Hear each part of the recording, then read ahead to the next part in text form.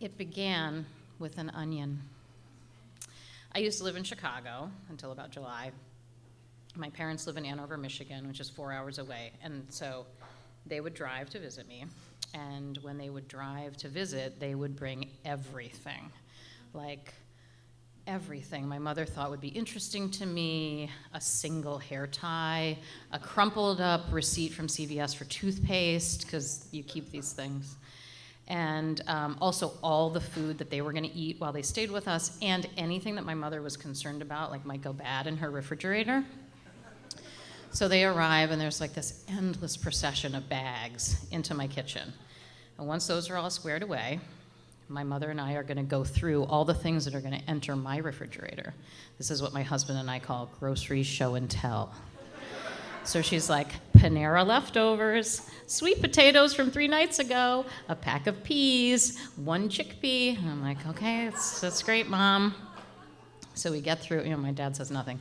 We get through it, we're sitting at the table, and she goes, oh, I have one more thing to ask you about, which is not true, because she has 100 more things to ask me about. But I'm like, all right. She reaches into her purse, and she pulls out a single red onion. And she goes, do you want this?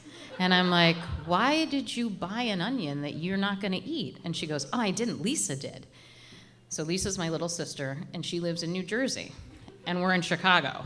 And I'm like, Mom, why did you bring an onion from New Jersey to Michigan to Chicago to ask me if I wanted it? And she was like, I didn't want to throw it away.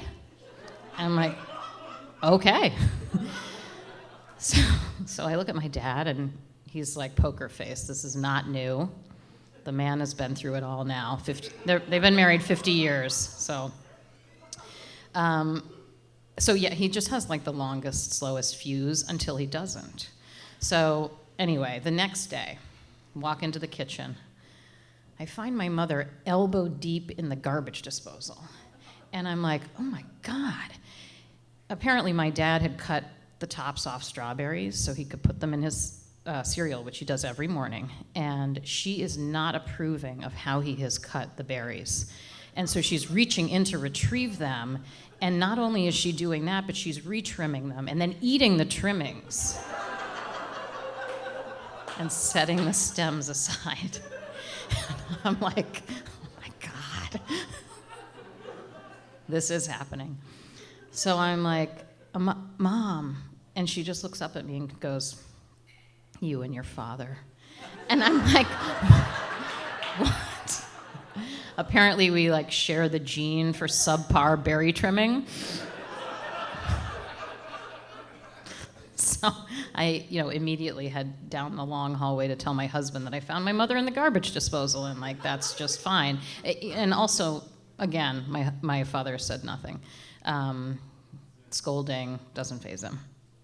Okay, so I'm walking back to the kitchen, and we have this long hallway, and I pass the room they're staying in, and something catches my eye.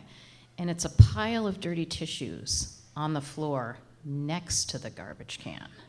And I'm like, okay, next, not in, but next to. And I'm like, Mom, what's the story with the tissues? Can we throw them away? And she comes in and she's like, oh, I'm gonna take those home. And I'm like, you're gonna take dirty tissues back to Michigan? Like, we have garbage here. And she's like, I'm gonna compost them. And I'm like, all right, awesome. So,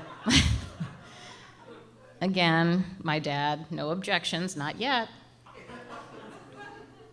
Again, seen it before. I mean, I could go on and on. Anyway, so meanwhile, I noticed that in the kitchen, a bag has showed up on the countertop, and it's so we can start composting. And I love composting. I compost here. I was doing it in Chicago.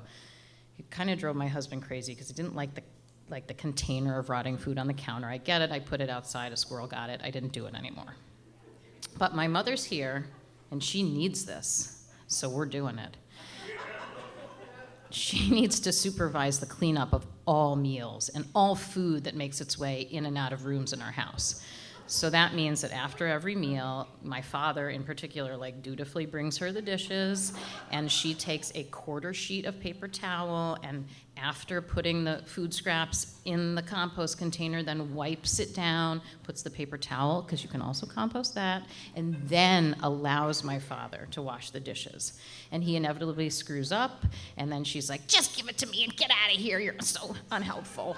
And then he'll just, kind of turn and walk away. And so, fast forward, it's time for them to go home.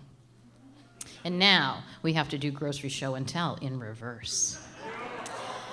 So here come the questions. Jenny, what about the almond milk? Do you want it? I don't.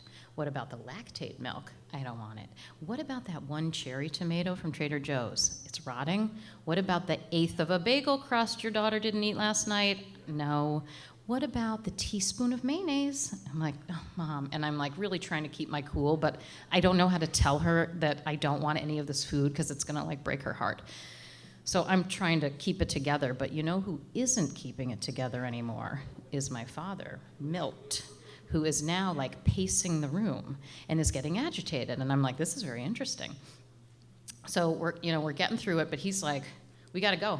We got, can we go? Can we go? Like, let's go. Grocery show and tell cannot be abbreviated, however, so we're going to see it through. This train is going. But we're in the home stretch, and I'm like, all right, we're both going to make it, me and him. And then she hits me and him with the hammer. She goes, Jenny, what about the compost?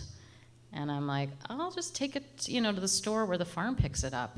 And she goes, well, we could take it home. And before I can say, do you really want to carry a box of rotting food in your car for 4 hours? My dad erupts. And he goes, no, we're not driving the garbage back to Michigan. Slams the door. And you know what? They did.